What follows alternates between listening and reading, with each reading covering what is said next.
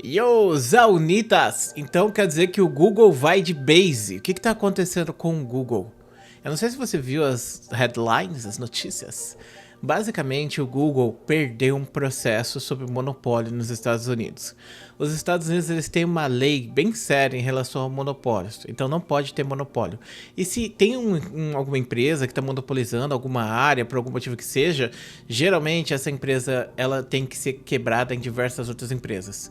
Então, esse processo que o Google perdeu, né, lá para o governo norte-americano, agora vão fazer uma nova audiência, coisa do tipo, para ver como que o Google vai ser punido por causa desse monopólio que ele está causando. Inclusive, vou explicar para vocês qual é o monopólio que o Google está fazendo.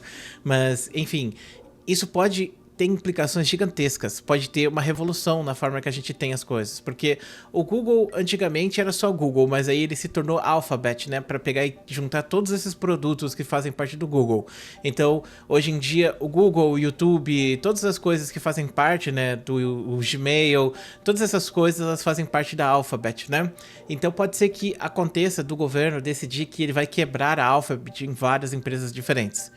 Então imagine só, o YouTube não faz parte mais da mesma empresa que o Google, por exemplo, ou que o Google Nuvem, ou que, sei lá, o, o, o Gmail, ou aquele lá de palavras, eu esqueci o nome, mano, do bagulho de palavras do Google, que é aqui o Docs, entendeu? Então o Docs pode se tornar uma empresa diferente e assim por diante. Pode ser que isso aconteça. E isso já aconteceu com outras empresas no passado.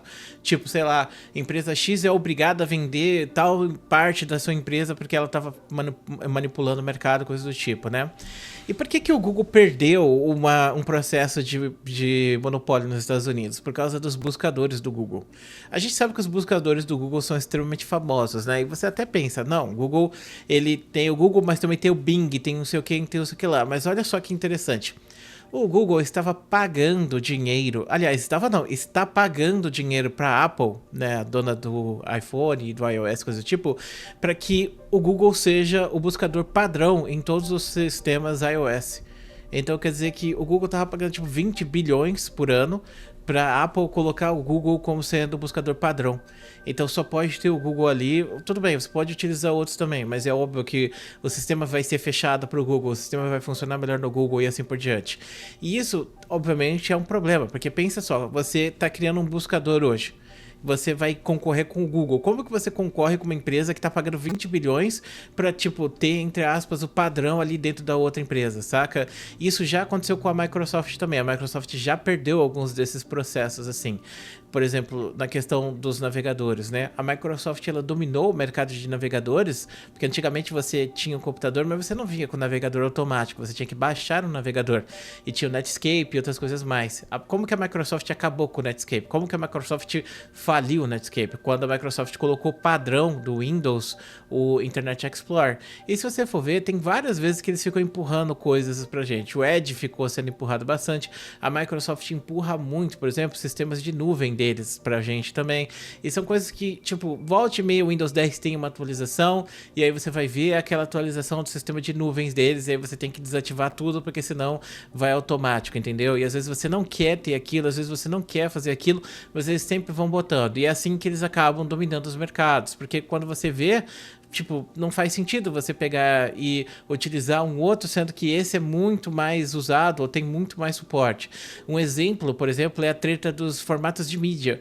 Quando chegou na geração do DVD, os DVDs obviamente chegaram ao seu limite, o dual layer, tipo, era o limite que o DVD poderia ter. E os jogos e os filmes estavam vindo cada vez mais pesados, então a gente precisava de algo que comportasse mais, né? E aí surgiu então o HD DVD de um lado e do outro lado surgiu o Blu-ray. E também surgiram outros tipos de formatos de mídia, né? Mas a questão é que como foi que o Blu-ray ganhou essa briga? A Sony, ela vendia o PlayStation 3, e o PlayStation 3 era um tocador de Blu-ray, de certa forma. E por mais que as pessoas comprassem o PlayStation 3 para jogar e não para assistir filmes especificamente, elas acabavam tendo um tocador de Blu-ray em casa, entendeu? Então, no final das contas, o HD DVD, as pessoas que quisessem ver HD DVD, elas tinham que comprar um sistema de HD DVD para assistir.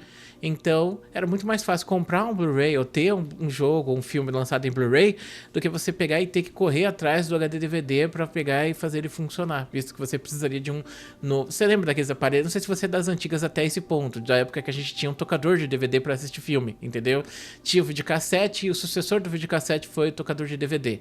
Naquela época tinha várias empresas que faziam tocador de DVD, até aí tudo bem, o PlayStation também era um tocador de DVD, o PlayStation 2. Mas aí o PlayStation 3 ele veio com esse formato diferente. E por conta de ter muitos PlayStation 3 e muitos tocadores de Blu-ray, então o HD DVD acabou indo de base, ele faliu, foi um formato que acabou não pegando, talvez porque ele não teve essa oportunidade. A Sony conseguiu pegar e ter controle desse mercado, entendeu? Então a mesma coisa acontece com essas outras empresas. Quando elas tornam um bagulho padrão, elas acabam dominando aquele mercado e tendo um monopólio daquele mercado até certo ponto. E a discussão agora é sobre o Google ter monopólio sobre esses mercados de buscadores. E sim, o argumento que o Google usa para se defender é interessante, porque ele fala que o Google é um buscador muito importante, mas você tem muitas pessoas que procuram no TikTok, por exemplo, muitas pessoas procuram na Amazon, por exemplo. Só que o argumento que o Google utilizou para se defender não foi aceito, porque as pessoas buscam vídeos no TikTok, as pessoas buscam coisas para comprar na Amazon. E no caso do YouTube, do Google, ele indexa tudo e buscadores menores acabam sendo obrigados a pagar dinheiro para o Google para eles serem indexados dentro do próprio Google, entendeu? Então, se você está fazendo um concorrente para o Google, você quer existir, você tem que pagar uma grana para o Google para você poder existir dentro ali, entendeu? Então esse foi um processo bem pesado que o Google perdeu. E como eu disse, agora vamos marcar para ver qual vai ser a punição que o Google vai tomar. E a punição que ele pode tomar é justamente essa, de quebrar essa empresa e separar ela em diversos polos diferentes. Já aconteceu várias vezes na história dos Estados Unidos esse tipo de coisa. Os Estados Unidos é totalmente contra esse tipo de coisa de monopólio, coisa do tipo, e eu imagino que todo mundo entenda que o monopólio é uma coisa ruim. Porque você tem uma empresa que domina o mercado e eles podem pegar e diminuir, por exemplo, a qualidade do serviço, maximizando os lucros, e você não pode fazer nada, entendeu? Você como consumidor, a única opção que você tem... Aqui no Brasil a gente tem vários problemas de monopólio, principalmente em relação à internet. Então se você mora no interior, você provavelmente tem uma internet péssima. Por quê? Porque no interior tem uma monopólio lá de uma empresa que muitas vezes não é estatal, mas recebe muita coisa, muita isenção estatal, não é nem mesmo, hein? Oi, como é que é? Oi? Então essas empresas elas acabam recebendo dinheiro pra caramba, lucrando pra caramba, mas provendo um serviço muito ruim. E você não tem como usar outra empresa, porque não tem como ter concorrência para essa empresa, entendeu? Por causa desse monte de dinheiro que eles recebem do Estado, eles conseguem fazer um serviço ali por 150, 200 reais, que se fosse um concorrente, estaria colocando por 500, 600 reais, entendeu? Mas é necessário que tenha essas concorrências para que chegue infraestrutura nos lugares mais distantes e que consigam baratear, porque a tendência é tudo sempre ser barateado, entendeu? E não colocado de forma artificial. Porque se for colocado de forma artificial, a tendência é que isso sempre seja de baixa qualidade, entendeu? Então, no caso, os Estados Unidos têm leis contra isso, tem leis para que não aconteçam esses monopólios e coisa do tipo. E nesse caso, o Google meio que levou nabo aí. E agora vamos ver o que vai acontecer. Bom, o YouTube pode se separar do Google de fato. E o que vai acontecer com o Google? O que vai acontecer com o AdSense? Não faço ideia, claro. Mas assim, é bem preocupante pra gente que trabalha com isso, né? Vai saber qual vai ser o futuro. Mas eu acredito que não deva mudar muito, não. Talvez piore para o Google especificamente. Talvez pra gente não tanto. Até porque eu acredito que o Google aliás, o YouTube é tão grande que ele existe por si só, sabe? Independente de ser na mão do Google ou de outras empresas, entendeu? Então acho que isso não muda nada no final das contas. Então tá aí, meus amigos. Muito obrigado por assistir esse vídeo. Eu queria comentar com vocês essa notícia. Um grande beijo, um grande abraço. A gente se vê depois.